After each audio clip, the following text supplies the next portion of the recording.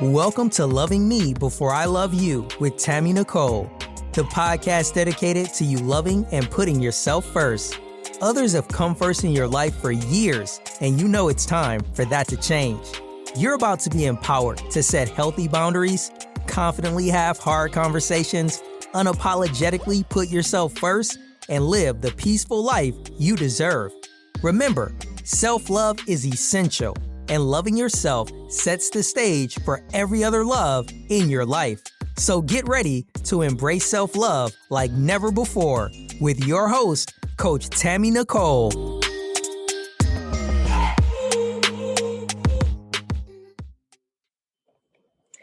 Hey.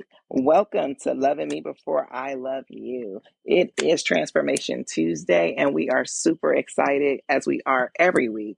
This week, we are going to be discussing Mindful Me. It is a brand new year, you guys. Everybody's doing New Year, New Me. And we have to also remember that we have to change our mindset, right? We have to be mindful of ourselves. So we're going to be talking about cultivating self-love and wellness. And of course, I have a guest with me. I'm never here by myself. I have Miss Natalie with me. She is a clinical therapist as well as a transformational leader. And I am super excited to have her with us. Natalie, welcome to the show.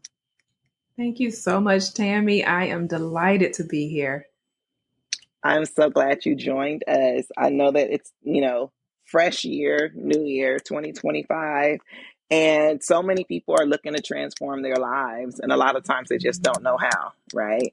And so we want to kind of give them some insight on what we start with our mind, because we have to have a mindset shift if we're going to change anything, right? We have to think about things a little differently. And we want to talk more about how do we cultivate self-love and wellness. And I'm sure you have a lot of information to provide to people. Yes, I love that we're starting out with a mindset shift, because I say, Tammy, if you go into a new year without changing that, you just will bring that old year with you. You just bring it with you. It's another year, but the same mindset, the same habits, and we can actually change it, which is the beautiful thing that I understand and I love, is that we can change our mindsets at any time. We can choose differently. Yes, I'm a firm believer that if you change your mind, you'll change your world. Simply because how you see a thing is how it is, but how you see it is how you think of it. It's not necessarily just like physical vision. It's a mental vision first. Like when people are talking about creating vision boards and, things of that nature, I think a lot of times everybody puts so much of an emphasis on like the physical pictures, the physical board and things like that, because you want to put the vision in front of you. But even when doing that, some people struggle with creating it, because even though they see the pictures, they don't see it mentally. It's like you see the pictures for what they are with other people in it, and you can't envision yourself in that spot. And that's where I feel like the struggle is. What do you think in reference to how does a person actually make the shift? Like, what is it that they need to do? Is it physical, or is it just emotional and mental that has to, for that mental shift to actually happen? Right. No, I think you said it nicely, where typically we don't see ourselves in it. So then it's kind of detached from us, right?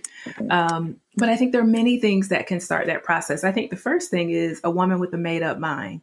There is nothing that a woman can't do when she makes up her mind. Okay. When she says, listen, this is it. I am ready for something different or new. She doesn't necessarily need to know how to.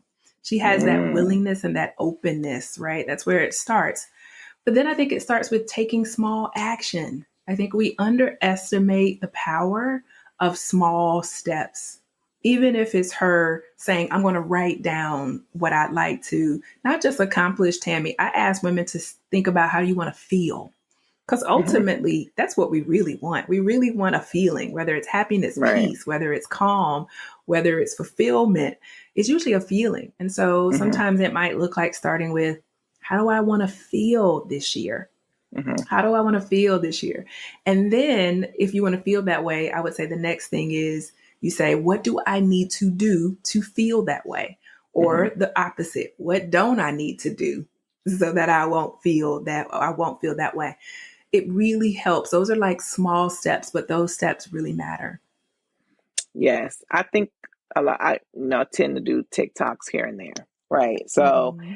I have been doing a series. I did a series last month about preparing to start loving Mm-hmm. yourself a little more for the new year, right? And in that series, I talked about identifying yourself, like being able to put identity to the thing that you want, to the new person that you want. Like, we name everything. Everything has a name.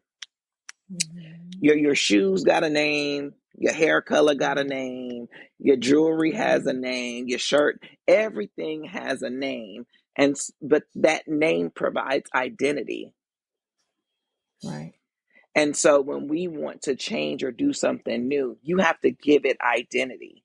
Yes, you were given a name at birth and you have been living that life. But sometimes that life that we've been living, even in that, is not the one that we per se desire as we're trying to change it now. So you may have to Right. give yourself a new name. You may have to rename, give a new identity to the new person that you want to become, and not Mm-hmm. necessarily be the name that you've been given. So if it's, you think about how we get nicknames as kids. Mm-hmm. You got a nickname from your friends, you get a nickname Right. from family. Those things shape your identity and how they see you, Right. right? And what they know of you. So as my thing is, when you're trying to change your mindset on being someone new or being Mm-hmm. something different, and you're identifying it, give it a nickname, give it something that gives you unction of who that individual really is and what you really want to become.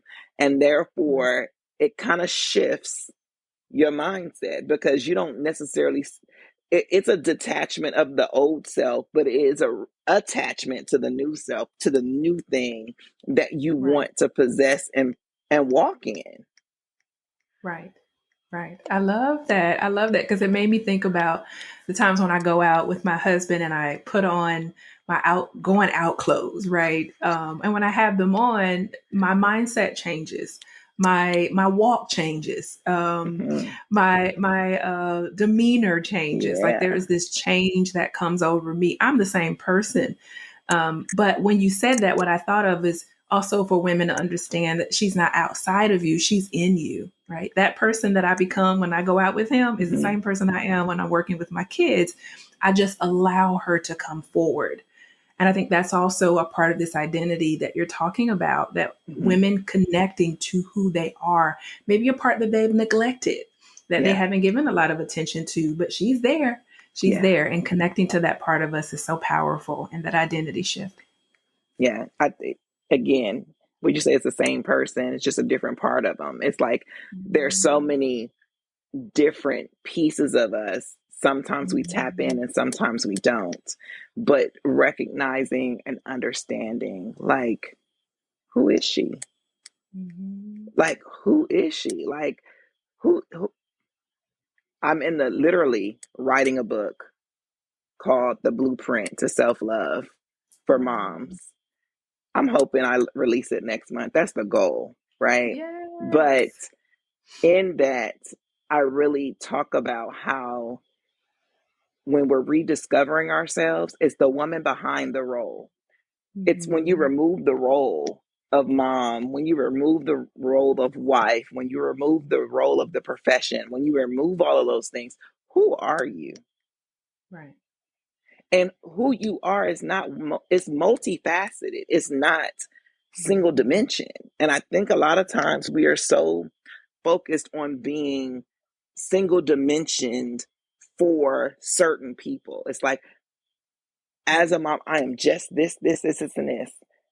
But Right. even as a mom, you're still multifaceted. You're not just, you know, if you have more than one kid, you're not the same mom to all kids. Right. You're different to each child. It doesn't mean that you treat them differently. It's the connection and the bond of what you develop between the two that's different. You still want to discipline, you still want to guide, you still want to show them love equally, but you still do it differently. It doesn't mean you love one more than the other, but that's how, like, we're so unique, and it's just amazing to me. Like, that's one thing I love about being a woman as a whole, is that it's so much, but we have to embrace the Right. process. It's like embracing the process, embracing the ability to actually connect on that level.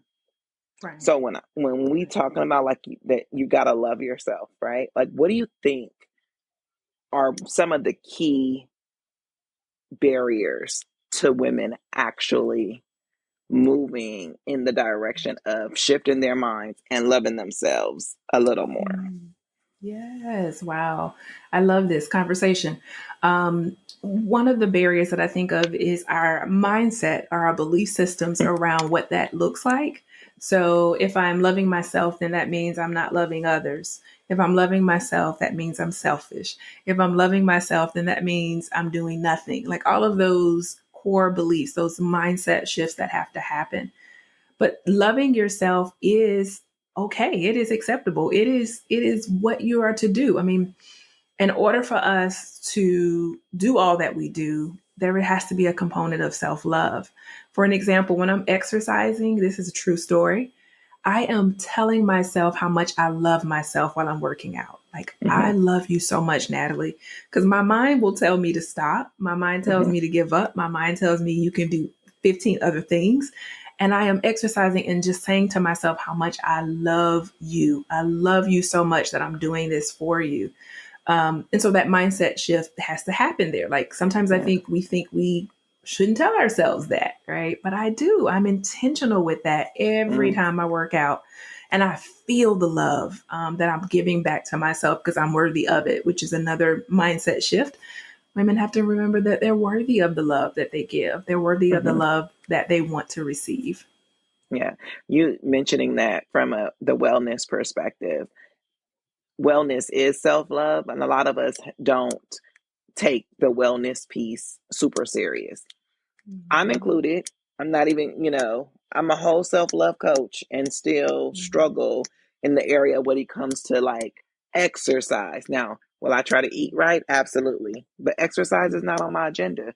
And that's just, being transparent and accountable to me, right? Like, I understand it. I'm not there yet. Like, now I will Mhm. walk. Don't I will get out and walk, but I'm not doing it like I should. I should walk every day. Everybody needs 10,000 steps a day. And it's like, Mhm. yeah, I'm gonna get there.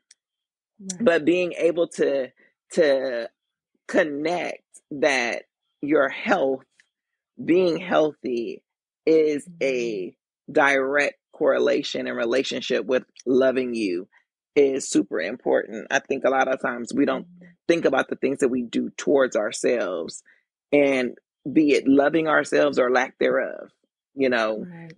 being not doing enough or running ourselves in the ground Right. for other people most of the time. You know, I Right. last month for Christmas, I did another little TikTok and was like, "Hey, did you put yourself on the Christmas list? You went out and spent all your money for everybody else. Did you do anything for you?" It was like Right. literally one of the highest interactive posts that I had done that month, because people were like, "Wait, you right? Like, I did go out here and you worked, overtime just to get the kid whatever super expensive gift that they wanted for Christmas. Right. And you sat at the couch and watched them open everything, and you open nothing." Mm. I Right. want 2025 to be different. I want Christmas of 2025 to be you opening something because you gave it to yourself, not just Right. all the things that you did for everybody else. Like, you matter. Mm. Right. And I think that when we decide that we matter is another part when the shift comes. It's like, I Right. do matter. And my value shouldn't be based upon other people's idea of what I'm worth, I should set the standard. Like if I'm waiting around for other people to set the standard for me, man, what am I really worth? Like, is my worth really dependent upon what you think? That is like mind Right. blowing to me. Like how do, right? And do you do it? Do you determine other people's worth for them? No. Like, so why is other people allowed to determine your worth? If you're not giving people a value count, if I'm not walking around saying, "Oh yeah, Natalie, you're girl, you only worth about 50%." Yeah. If I'm not doing that for other people, why do I accept other people's number for me? Right.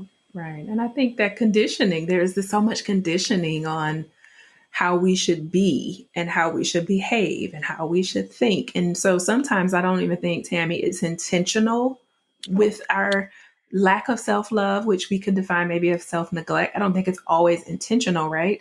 But it's hmm. this programming, the Absolutely. conditioning that we've lived under for so long, that a part of breaking that is, I say, question those things. Like, who told me? Where did I Right. learn this from? Is this something I want to believe anymore? Like sometimes I think we don't even realize we can challenge these mindsets, these belief systems Hmm. around wellness and worth and wholeness, all of these Hmm. components of what you're sharing. That's something we can do. And I definitely challenged a lot of my belief systems over the last 5 years and asked myself, why do I believe that? Who told me that? Right. So that I can do some powerful, radical shifts in my life. Absolutely. A lot of us have to unlearn things that we were taught because most of what we believe is the belief of something or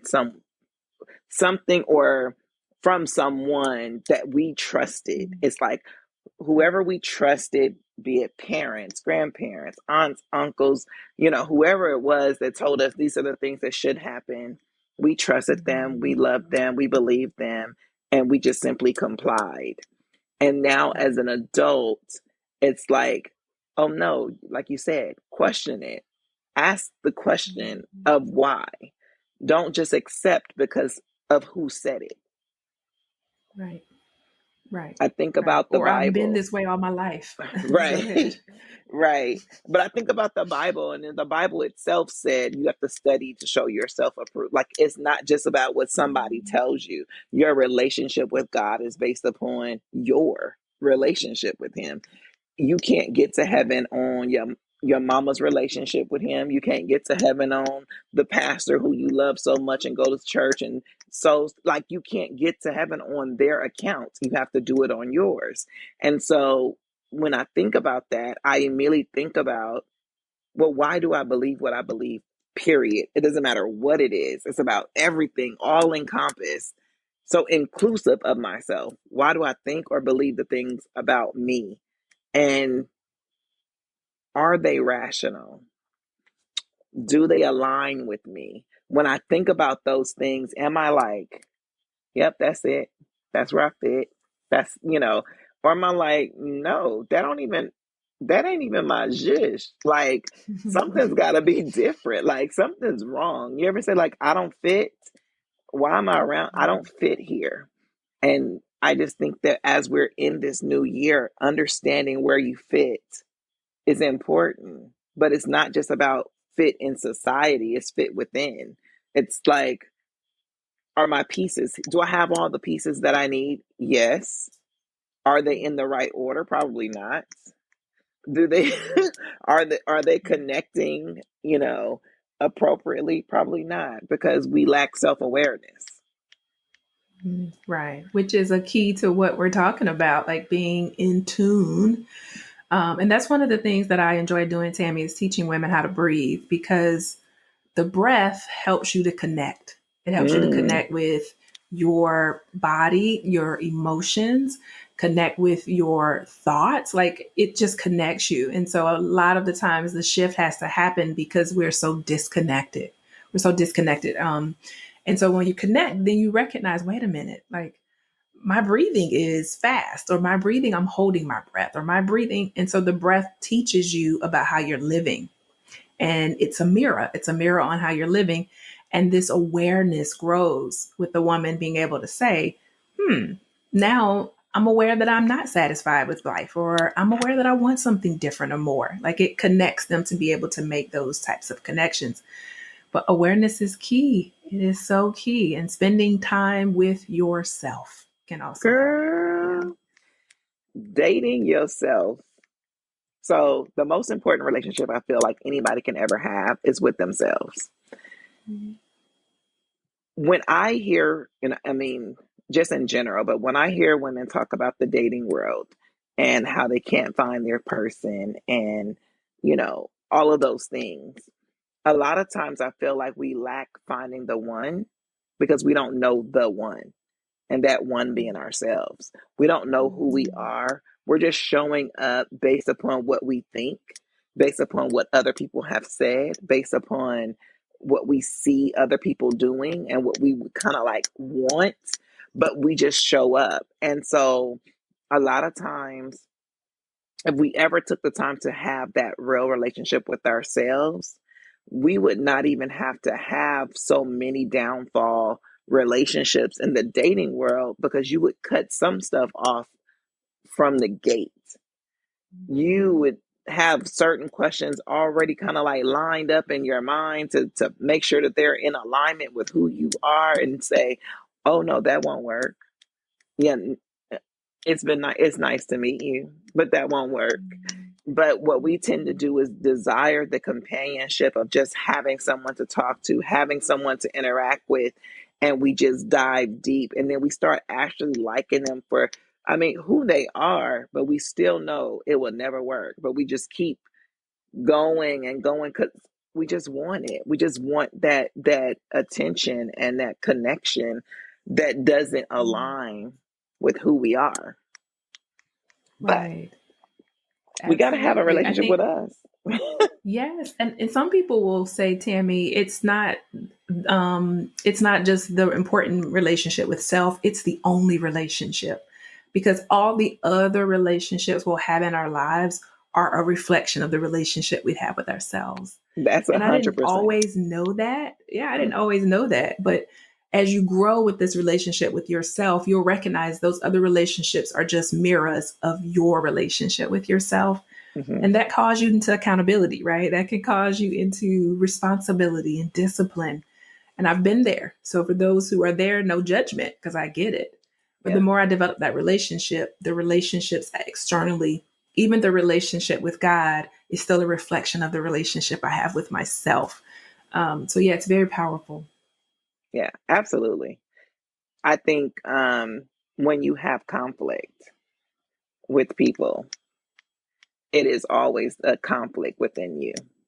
It's not Mhm. necessarily the conflict with the person, because they have rubbed something, triggered something that you don't like, you don't want to deal with. You deflect, you put it, them.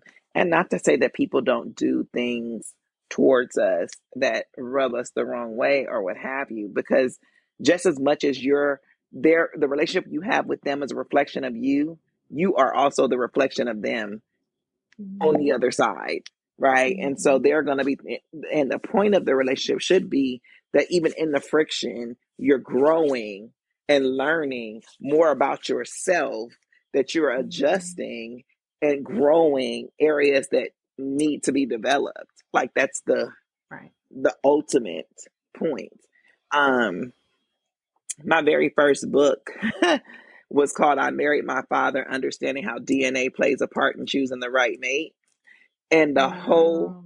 point of that book was really about knowing you, right? Like, and stop looking for something different in other people. Like, you should look for yourself in them to know if they're the one really for you. And it dealt a lot with daddy issues and things of that nature, because it was more so like, you have so many. I had like 12 different women that had 12 different types of daddy things happening. Like, daddy was super there, daddy wasn't there at all. That, you know, like dad was through an uncle figure, that like just a lot of different daddy perspectives. And ultimately the end comes to them. It doesn't come to the people, to the men that were lined up. Like you can say, I don't want a man like my dad because he wasn't there for me. He wasn't this, he wasn't that. He abandoned me, blah, blah, blah. So I want something totally different. And the reality is that piece that he gave you is what you need, because it's in you. Like, and this is why arranged marriages work better than the ones you go picking for yourself, is because the father is looking for his replacement. Right. He's looking for his replacement. And in looking for his replacement, it's about you, because he knew what he did for you. He knew how he protected you. He knew how he knew the intimate pieces of you because it was a part of him. And that's kind of like why they worked. But when we don't get to know ourselves, when we don't get to do that picking on our own appropriately. Right. It could lead to, unfortunately, things that we don't want. Yeah. The very thing you don't want is the one you pick because you were so big trying not to get it. Right, right. Absolutely. Like that's a big piece of what we're talking about, this self-love, right? This self-love. And it's a journey. I will say that. So I don't want anyone to Oh, yeah. assume I have to be there tomorrow or I'm not there or those negative thoughts, because that's not true. It's a journey.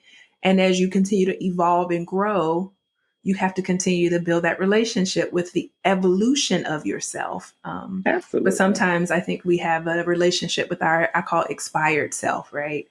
But you have to continue to grow with the evolving, the evolution of ourselves. And that takes intention. It really does. It takes intention to do that. Absolutely. Some of us, though, if we were to be 100% honest, the reason we can't grow is because we don't know. Hey, hope you're feeling the love in today's episode. We'll pick back up where we left off in a moment. First, we're excited to share that Tammy has a collection of self-love t-shirts, hoodies, mugs, and journals for you to express how much you love yourself to the world. From comfy hoodies to motivational mugs, there's something for everyone. While you're listening to today's show, feel free to browse the full collection at IamTammyNicole.com. Thank you, and without further ado, let's get back into today's show.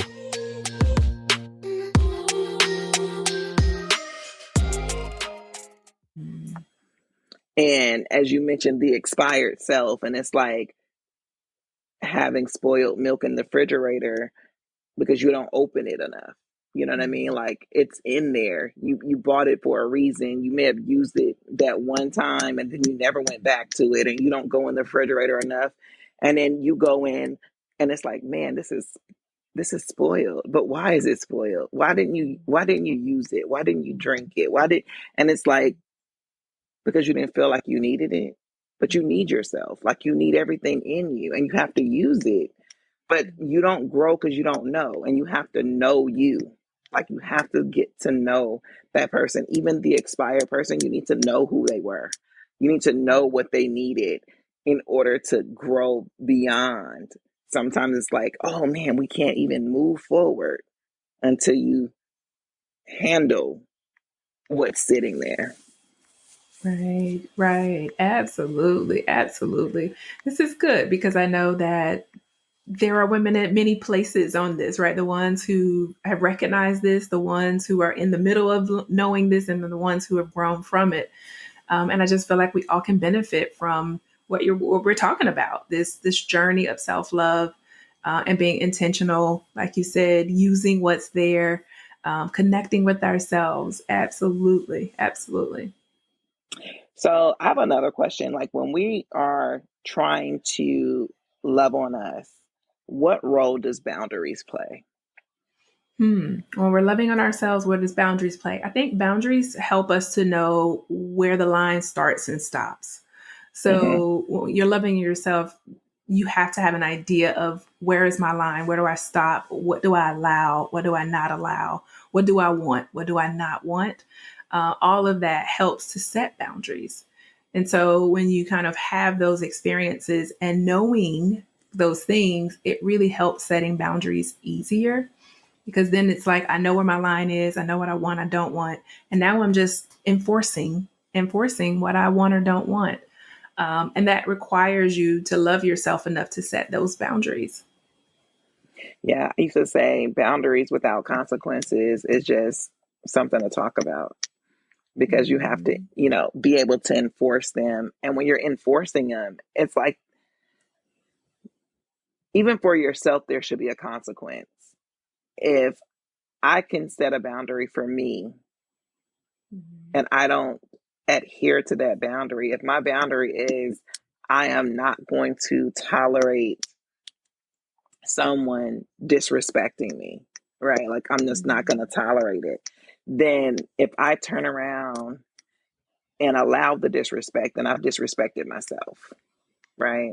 If I've given them another chance, and then third, I'm breaking my own rule. So what was the point of setting it? You know what I mean? Like, you have to, it's like, what they say, if you stand for nothing, you fall for everything. Mm-hmm. Right. Yes.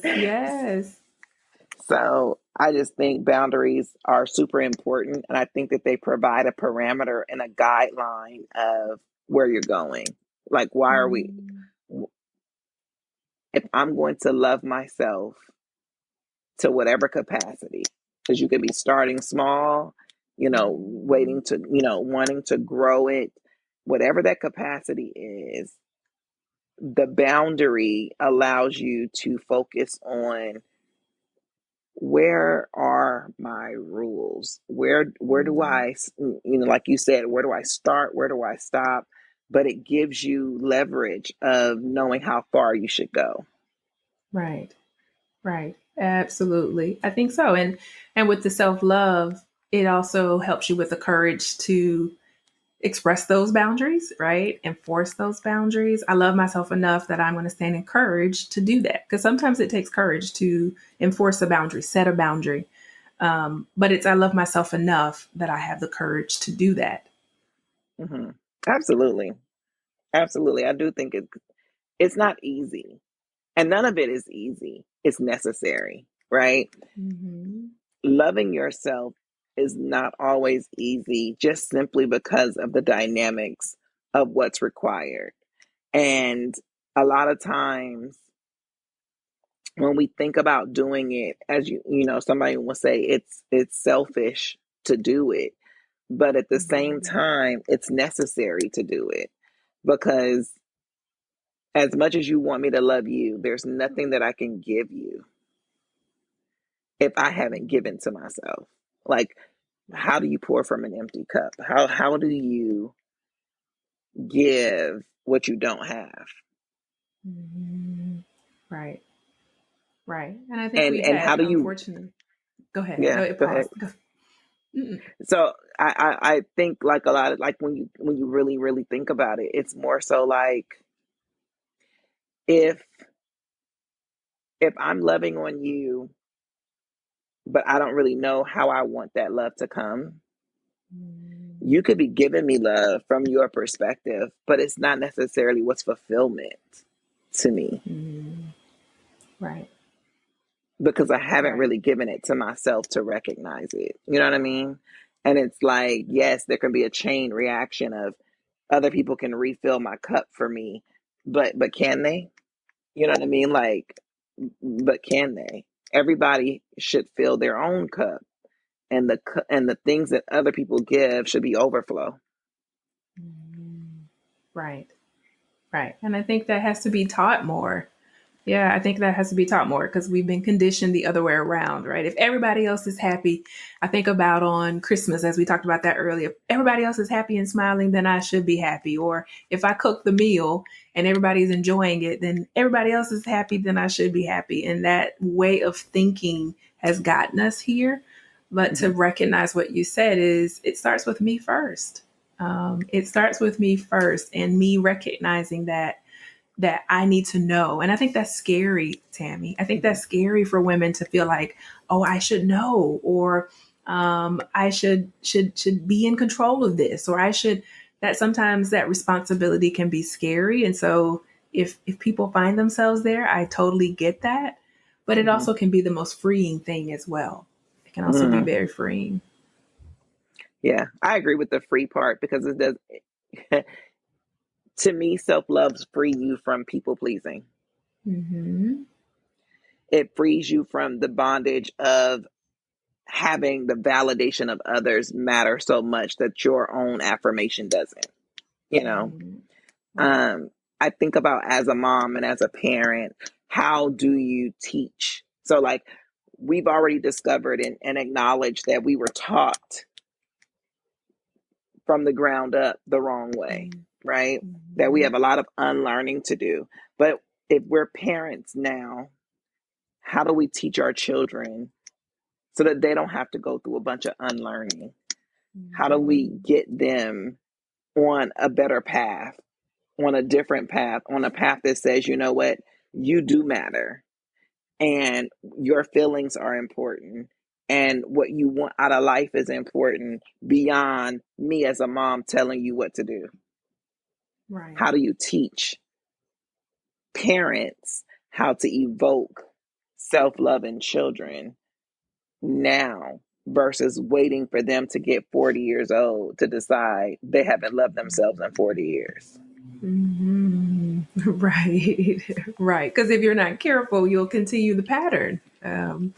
Yeah, by default, we'll continue the same patterns. I know for myself, as I think about, how do I do that? How do we do that?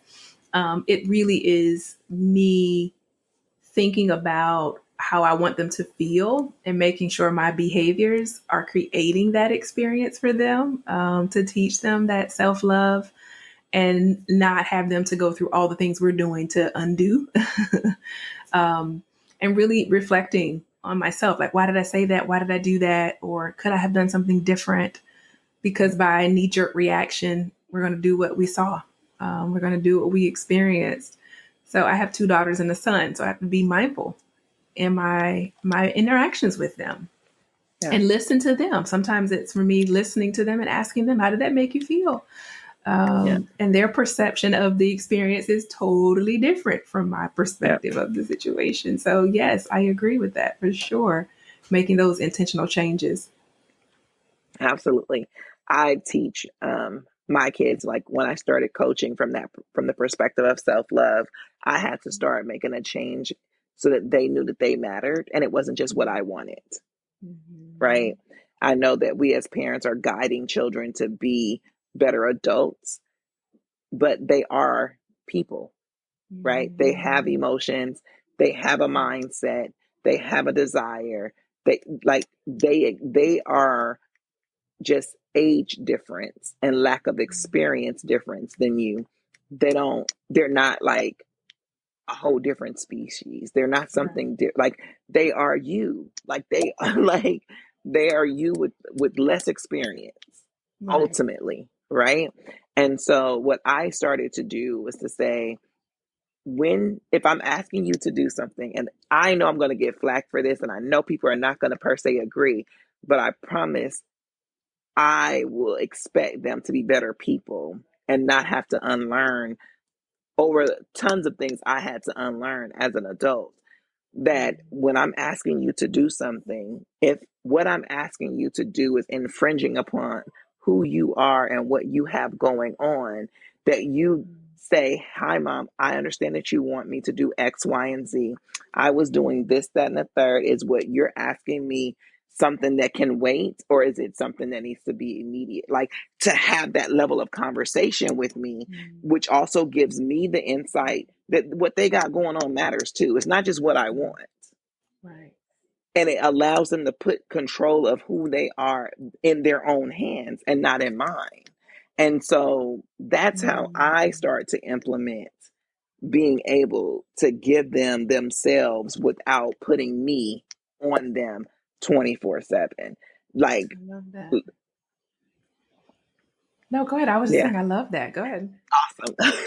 So it just allows them to learn how, one, to communicate what they want and communicate their Mhm. feelings, and Mhm. two, for the decision to be made with their stuff in mind, not just Right. mine, like not just my desire, because I don't want them to be people pleasers. I don't want them to just do it because mommy wants them to do it. That's not what we're doing here. You have to want to do it because you want to do it first. Right. Oh, I love that. I love that you are saying that because that can help so many others say, wait a minute, that's a different way of doing it. Yeah. And helping them to learn self-love is about knowing what you want and what you need and expressing it, right? That's a big part of what we're talking about. So Absolutely. I have to continue to be, Tammy, honestly, conscious of that because I know for other reasons I think of is when we tell our kids, like, you're not hungry or you're not cold or you're not, all these things to make them question what they think or feel. Hmm. And I know as a parent, sometimes we can do that. At least I can. Yeah. And pulling back as much as I can to say that's their experience and that's their feeling and that's how they are.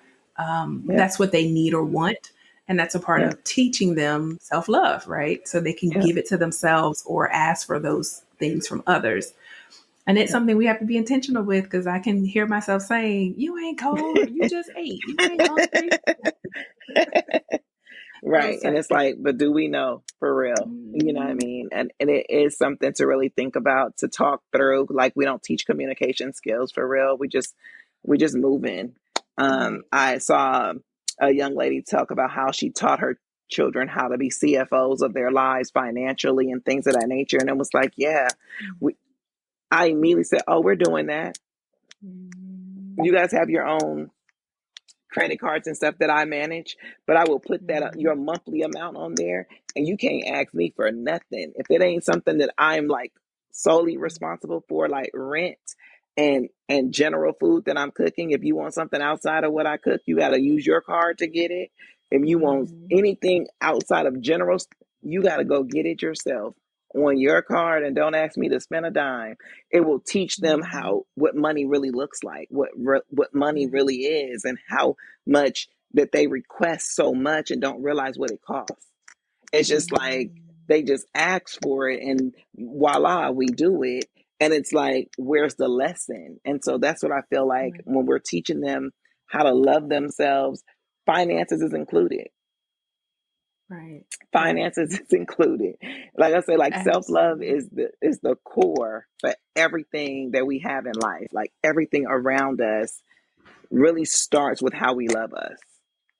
Right. Absolutely. And I love you brought in the concept of money because we all have a relationship with it. And that relationship is very reflective of the relationship with ourselves. Man, So yes, you can't escape it. I think that's what we're concluding here is you can't escape this self-love journey, or the opposite would be to neglect ourselves.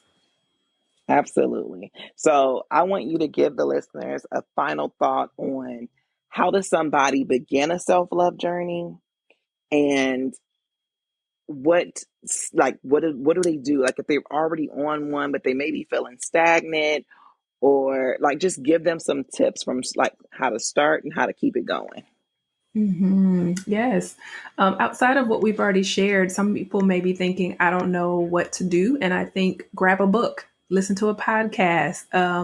Not knowing isn't an excuse, right? We have to Hmm. go after it and find it. We do it for everything else. So be resourceful Absolutely. and get a book, get a podcast, go to an event somewhere, but finding it is your first step. And then continuing that journey, just remembering that you're always evolving and changing. There is nothing in life that's constant. So you are always evolving and changing, which means have a time frame, even if it's every 6 months, every 12 months, where you are really going within to say, what is it that I need? What is it that I value? What is it that I believe? Like really just doing an assessment of those things and finding places that you want to make changes. And you don't have to wait to a new year to make changes. You can make a change at any moment you decide to do that. I think that's an important piece of having this self-love journey as you continue. Pushing yourself, though, I think self-love isn't just about what we do for ourselves, but sometimes it's pushing yourself out of your comfort zone. Find a new hobby, a new adventure, something you've been putting off, and go explore that thing. Because the closer we connect to these parts of us, the more deeper we can go with loving ourselves. So those are a few things that I would offer. Awesome. Tell the people where they can find you. Thank you for allowing me to be here first. But I am on all social media platforms as Natalie Warren. And the website for me is Awaken to Power, the number 2 power.com. That gives you more information about who I am and what I do. Awesome. It has been a pleasure having you on this episode. I am super excited to have met you. As we're all on the journey of loving ourselves and changing our mindsets, because it's necessary. We have to transform and do something different. If you want something different, you got to do something different. The key that sticks out to me is that you said you have to decide. And you have to decide that this is what you want to do, that this is the change you want to make in order to move forward. So I am super, super excited that you have joined me. I'm looking forward to maybe other things that we can do and connect together. We are in the same city, so that will be super fun. Yes. But as y'all know, over here at Loving Me Before I Love You, we always say, love yourself so much that the love from others is a bonus. See you next Tuesday.